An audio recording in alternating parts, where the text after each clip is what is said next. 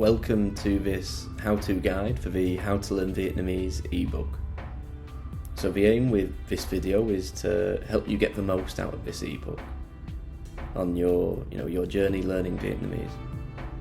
So we'll go through the ebook chronologically in terms of the table of contents to show you how to get the most out of each part and the path you'll be following to learn Vietnamese.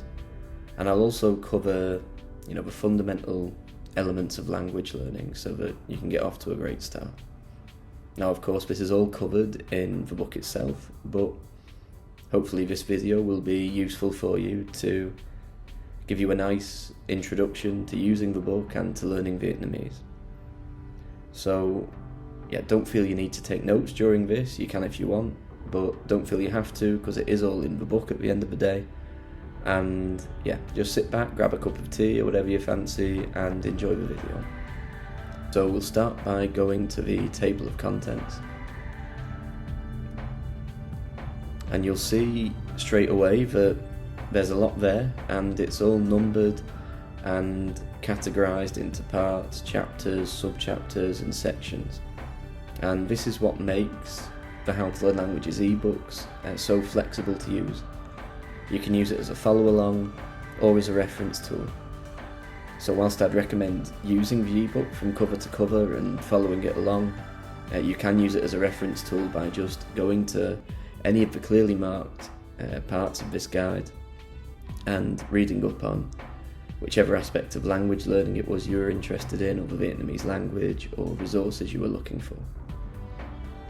So before we get into the 5 key parts of the guide, in this top left first you've got how to use this guide, which we're covering now, why I started How to Learn Languages. Now I've included that just in case it's interesting and useful for you to hear about my experiences learning languages and how I, through those experiences, how I realised how to learn languages and then created How to Learn Languages.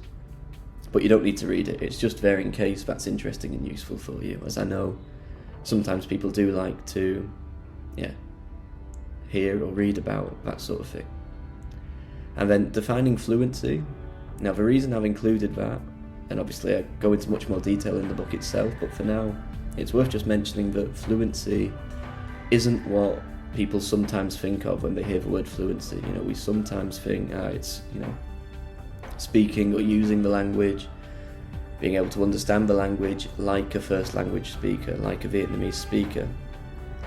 But that's not actually the case. That level is proficiency. Fluency is a level below proficiency where you are very comfortable with the language, you can understand the vast majority of what you listen to or read, can communicate without having to pause for much thought, stuff like that. But not quite at the level of a first language speaker. So if you follow the Common European Framework of Reference for Languages, the CEFR, it would be, fluency would be around the B2 level, probably quite high up in the B2 level, as B2 is widely acknowledged to be quite a broad level. Perhaps C1, depending on how you define it, but certainly not C2. C2 is definitely proficiency, like a first language speaker, but also C1 to some extent as well, depending on who you ask. So the 5 key parts of this guide are the overview. So number 1, the overview. Number 2, an introduction to Vietnamese. Number 3, settling in. Number 4, the path to fluency. And number 5, what next. Now we'll go through each of these very shortly, but first I want us to focus on the overview a bit and cover the fundamental aspects for language learning, as these are absolutely essential for learning any language. So whether you want to use the guide as a follow-along or a reference tool, I'd still recommend reading this part, regardless of how you're wanting to use the guide beyond that. So in terms of learning any language, the 3 essential parts are passive learning, active learning and practice. Now passive learning, fortunately, because it's the most essential part but also the easiest to incorporate into your life, into your daily schedule, It basically just involves immersing in the language as often as you can. And because it's passive, you don't need to literally be focusing on what you're listening to. You could be on the commute to work, cooking, cleaning, doing exercise, anything you can think of really, where you're not having to concentrate, and you can be listening to Vietnamese in the background whilst you're doing that. And you can accumulate, hours and hours of time spent listening to Vietnamese this way without it having to affect your daily schedule. So that's, it's great news in and of itself, because it's helpful in terms of your daily schedule with everything else in your life, but also because it's arguably the most important part of the process, in the sense that it's usually the missing ingredient. If you've studied a language at school and not taken it beyond there, you may be familiar with the feeling of, like you can read a little bit of the language but can't really speak it, and certainly can't understand it in real settings. And that's because at school we can't do the passive part of the process, it's just the active part. So the passive part's absolutely essential. Now, the other two key elements for language learning are active and practice. Now, active learning is basically, when you strip it down, it's just sentence collecting. And that has different names depending on who you ask. You may have heard chunking, sentence mining, all sorts of names for it, but it all boils down to learning new phrases basically, and whole phrases, so not just individual words. The logic being, you will learn individual words automatically by learning phrases, and by learning phrases you get a sense of how to use that phrase in conversation, and you automatically get an appreciation of the grammar of that phrase, because each phrase will contain grammar. So that's active learning at its most basic form. You can literally just go to YouTube and collect phrases from videos that provide lists of phrases in the language, and that's fine. If you want to just do it that way, that's absolutely fine. If you want to make it a little bit more interesting, then you'll see here in the active learning section we cover sentence collecting, but then active listening and reading. And that is basically the same thing. You're still doing sentence collecting, but you're doing it by using either content first language speakers would use, that Vietnamese speakers would listen to and read, or content that's been designed for people learning Vietnamese in an interesting way. So that can be a way to make sentence collecting a bit more engaging and enjoyable if you find sentence collecting in its basic form, or most basic form, a little bit boring. But either way is okay, it's completely up to you. Now, for practice, as you can sort of hear in the name, that is just practicing with first language speakers, with Vietnamese speakers.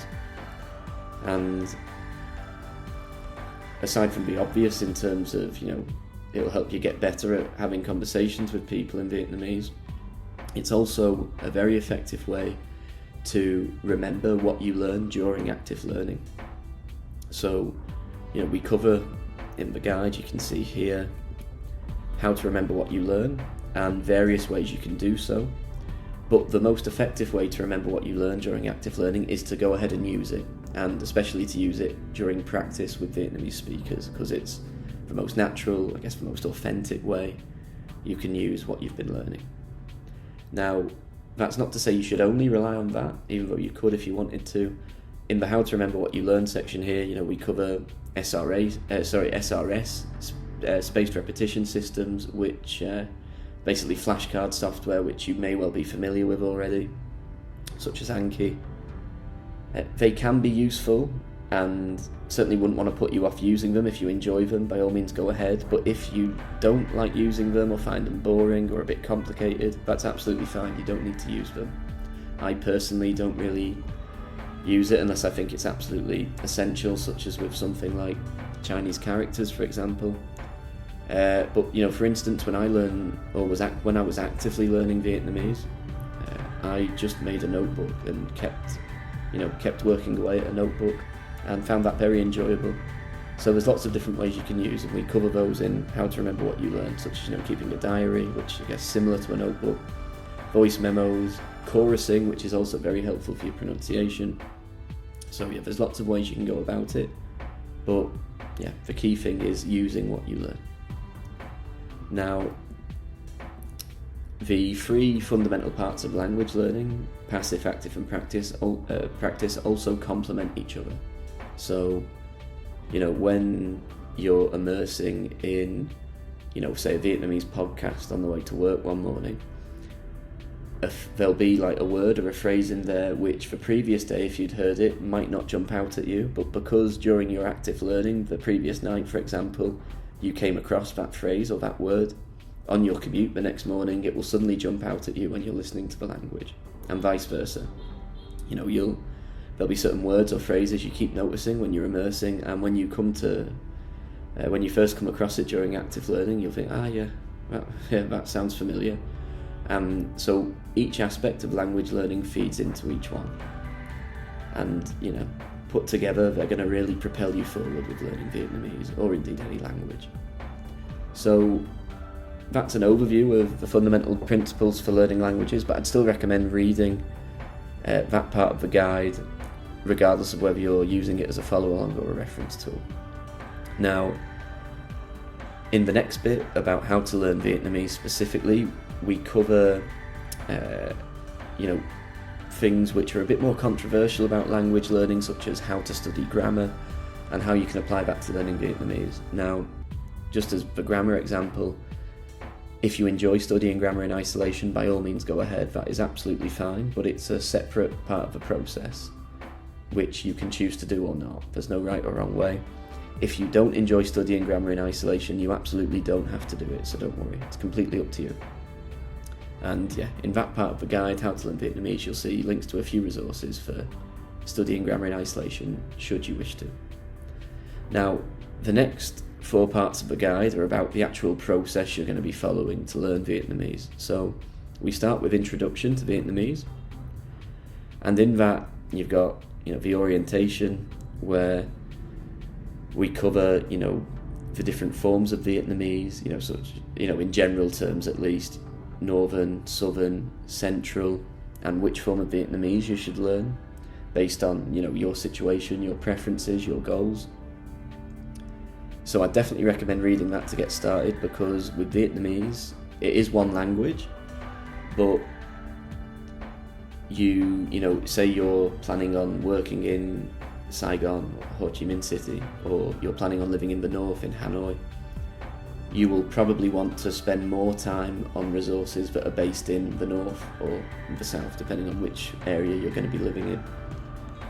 That's not to say spending time, on the northern form or the southern form is a waste of time if you're focusing on the other form, but generally speaking, certainly until you reach fluency in the language with like one form, it'll be helpful for you to focus on one more than the other. That's not to say you should completely avoid other forms of the language, northern or southern, but you'll want to focus on one more than the other. So to decide on that, if you're not yet sure, I definitely recommend reading this part.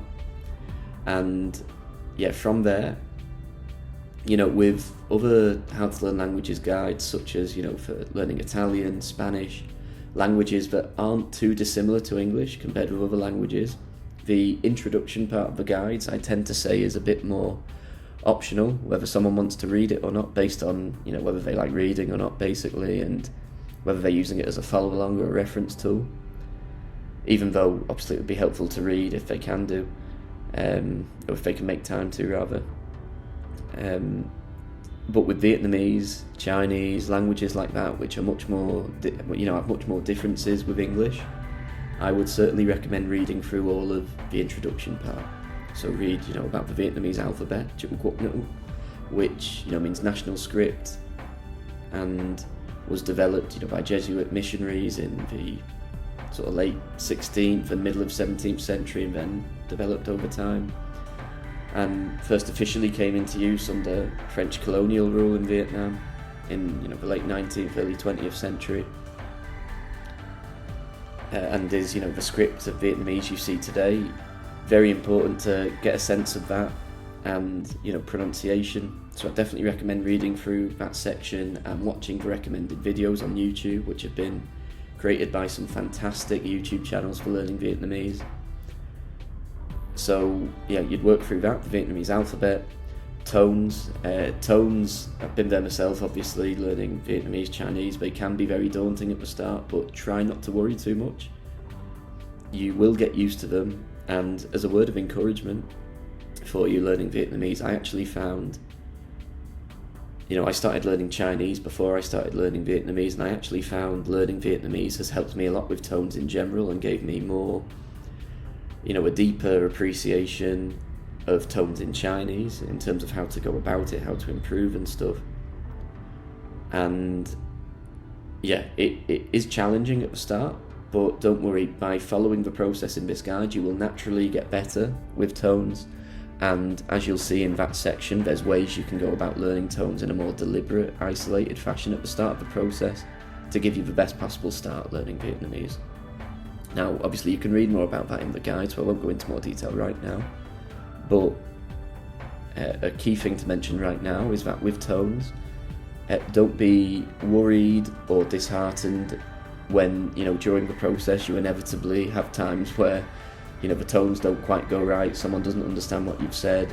That happens a lot during the early stages. It's a very normal part of the process, and it even happens to people, months and years after learning a tonal language, just because of the nature of a tonal language. There are times when, a word will just slip out wrong sometimes because you were thinking about something else, or were in a rush, or just really tired that day, anything. So yeah, try not to be too worried about it, too stressed about it. It will ebb and flow, and but the general trend will be that you'll make good progress, so don't worry. Then Vietnamese pronouns, another very important part of Vietnamese, are like forms of address. So based on age and status, especially age really, how two people refer to each other in a conversation will change in Vietnamese. It can sound quite daunting at the start, but again, don't worry about it.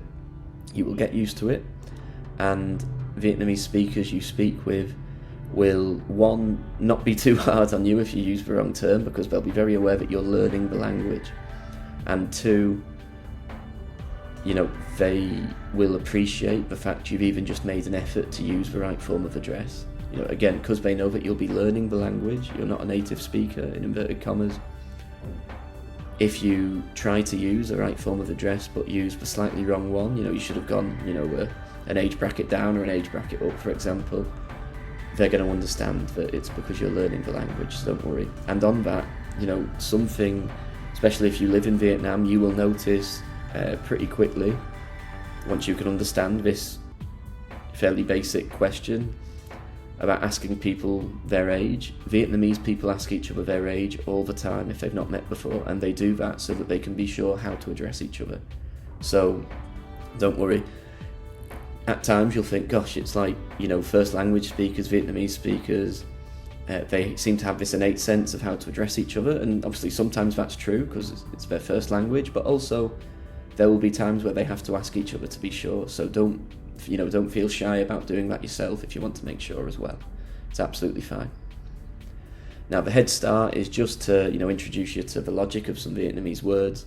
There isn't much shared vocabulary with English at all, and words that are shared are basically all loan words, and there's not many of them, but there are lots of words in Vietnamese which make a lot of sense when you break them down. We cover that in that section. Loads of Chinese loan words, some French loan words and some English loan words. That's just to, again, improve your familiarity with the language before you get started with the process of learning the language. Now, the history section, again, you don't have to read it, but I'd recommend reading it to give yourself a deeper understanding of the language and of Vietnamese culture and history. It'll just, really enrich the whole process of learning Vietnamese for you. At the time of recording this video, I'm currently writing a book about a history of the Vietnamese language, like a full book. And I've written about a quarter to a third of it already. I've had to stop to focus on other things. I'm going to get back into it soon. But basically, that means this history I've written in this guide, a short history of Vietnamese. I focus a lot on the earlier parts, prehistoric Vietnam, Southeast Asia, the origins of the Vietnamese language, because that's the parts I've done lots and lots of research on already in writing the book I'm writing. And then after that we've got the historical stages of Vietnamese, where obviously I have some familiarity with it, and to have planned my research, but I'm yet to really dig into that research yet, which is why I haven't done that part in quite the same format as the previous couple of sections for a short history of Vietnamese. But even so, the historical stages of Vietnamese, I've put in a nice table for you to get a clear overview of the broad strokes of how the language has developed over the centuries. And yeah, that should give you a great platform if you're wanting to read more about the language in future. We've got a further reading section, and in the resources for immersion section, we've got, for books, I've listed links to the websites of loads of publishers in Vietnam where you can find more books in Vietnamese about Vietnamese history. And of course I'll let you know when I've finished a history of Vietnamese, should you wish to read that. Now, for the settling in period, this is basically taking anywhere between a few days to a few weeks to just immerse in Vietnamese and really become familiar with the language on a passive level. And by doing this, it's really helpful for your brain, spotting the sound patterns of the language, and it means that when you start the active part of the process and practice with Vietnamese speakers, it won't be much of a shock. You'll be very familiar with the sounds of the language already, and it'll just seem a much smoother step into the rest of the process if you do that. Now, I'm very aware that when you start learning something, you're itching to get going. So if, say after a few days of immersing in Vietnamese, you find that, you're just desperate to start including active learning and practice, then by all means do so, that's fine. But if you feel you're not in too much of a rush, then I'd recommend doing it for a few weeks if you can. But no worries, just go on your personal preference.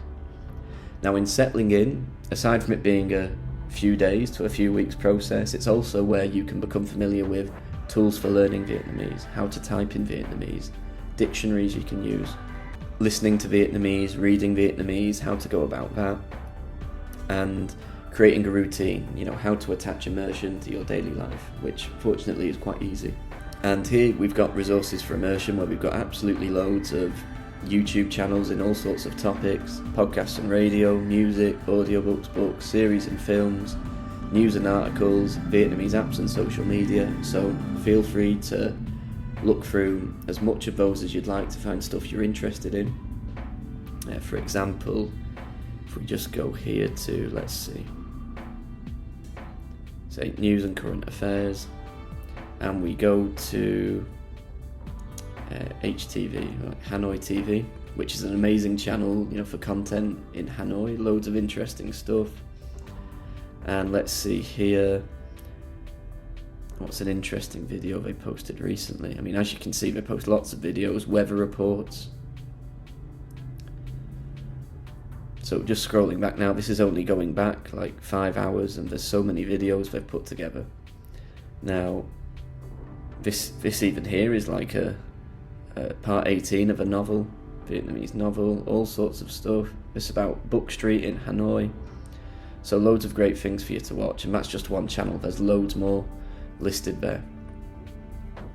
Now if we go back to the table of contents. So yeah, you can choose some resources and then start the settling in period, a few days to a few weeks depending on your preference. Once you've done that, you can start the path to fluency, number 4, where you'll incorporate active learning and practice, and that's going to really propel your Vietnamese forward. Now, worth clarifying, you'll still be immersing in Vietnamese, that doesn't stop. The only difference with the path to fluency is that you include active learning and practice. Now, we start by going into more detail about passive learning so you can get even more out of it. For example, just little things like changing the language of your devices or your phone to Vietnamese, stuff like that. And then we go into detail on active learning. Now, if you're wanting to use this guide as a reference tool, then overview of active learning, you can just go there to see bullet points about what you need to do. But we go into lots of detail on sentence collecting, free and paid resources, sentence creating, where basically you swap out a word from the phrase you collect to make your own one. Very helpful way to improve your Vietnamese, but one caveat, do be sure to try out the phrases you create with Vietnamese speakers during practice so that you can find out if it's actually a phrase they would use or not. Yeah, it might not be, but that's fine, don't worry. Making mistakes in inverted commas is all part of the process, so don't worry. And some of the sentences you create will be good sentences that Vietnamese speakers would use. Now, active listening and reading, as we covered, a more interesting way to do sentence collecting should you wish to. We cover the theory behind it and also all sorts of resources you can use to do so. How to remember what you learn. Again, the best way is to use it in practice with Vietnamese speakers, but spaced repetition systems, cover Anki should you wish to, but also, again, notebook, diary, voice memos, chorusing. And as I said, the notebook is what I used when actively learning Vietnamese, found it very enjoyable. And yeah, personally much more enjoyable than flashcards, but it's up to you, whatever you prefer. Now, practice, talk about different ways you can practice with Vietnamese speakers, typed, audio, and then apps you can use like Tandem and HelloTalk. But of course, if you're lucky enough to live in Vietnam, a Vietnamese speaking area, or have an expat community nearby, then you may be able to practice in person as well. And then after that, we've got putting it all together, which is basically just about how to put it all together into a routine for your immersion, active learning, practice. Obviously, there's more detail in the book itself, but just for now, it's worth mentioning that it's very important to be flexible. Life will get in the way at times. There'll be all sorts of other stuff you need to attend to, and your schedule will change on a monthly, weekly, even daily basis at times, and so your schedule for learning Vietnamese will have to adapt at times as well. That's fine. Try not to get too disheartened when you have a period where it might be a few days, a few weeks, even a few months at times where you can't study Vietnamese as often as you would have liked. Sometimes that's just the way it goes. Try not to be too disheartened and just adapt and be flexible with your routine. Try to just still do what you can. For example, you can, if like people on YouTube, make really detailed Notion templates, spreadsheets and stuff. That's fine if you enjoy that. But you can just do something similar to what I do, where just like on Apple Notes, I'll have like a very general plan of what I'm wanting to work on with the language over the coming weeks or months. And I just adjust that as I go based on how my schedule is changing. So just follow what suits you and be flexible. Now, what next? Just shows you how to take Vietnamese further, how to keep improving. It's basically just a case of immersing and practicing with Vietnamese speakers even more. You won't need to do much active learning at that point, if any. And the key thing really is to learn about Vietnamese culture, Vietnamese history, Vietnamese society as much as you can, because that's the sort of stuff that will be most relevant to Vietnamese speakers, and that sort of detail is what usually separates fluency from proficiency. The stuff first language speakers can talk about in a detail that only first language speakers would know about. And here you've got information about getting your Vietnamese level certified. I was preparing to study a master's at the university in Hanoi, a master's in history and Vietnamese history, so I had to take the Vietnamese certificate. So I've shared my experiences there, should you need to. In the end, my application was successful for the master's, but it's not like, say, back in England, for example, where it's quite hands-off. You're just told to go and research, basically. There's not many hours, like teaching hours, but in Vietnam it's a bit different. There's quite a lot of teaching hours still, and so unfortunately, because I work as well, I wasn't able to take enough time off work to be able to attend the required amount of lectures. They did say professors can be flexible about it, but it depends on the professors, so it didn't seem possible really, unfortunately. But anyway, I digress. If you want to get your Vietnamese level certified, you can find out how to there. And some links to the Get to Know pages of Lao and Khmer on the How to Learn Languages website. Tutorials for adding audio to flashcards, should you wish to. Overcoming challenges, I'd recommend that if you're struggling for motivation on certain days or have had to take a break from learning the language. And how to learn 2 languages at once. You will find after learning any language you probably like the thought of learning other languages. It's quite enjoyable, so that will show you how to. Images, if you see any images in this you think look really interesting, you'd want to visit in future, you can find here where they are, who took them, on Unsplash. Contact, please feel free to email me at contact@howtolearnlanguages.info if you have any questions. I'd be more than happy to help, no worries, anytime, just let me know. And reviews, if you enjoyed this guide, please let me know and leave a review. And that's everything. Enjoy learning Vietnamese.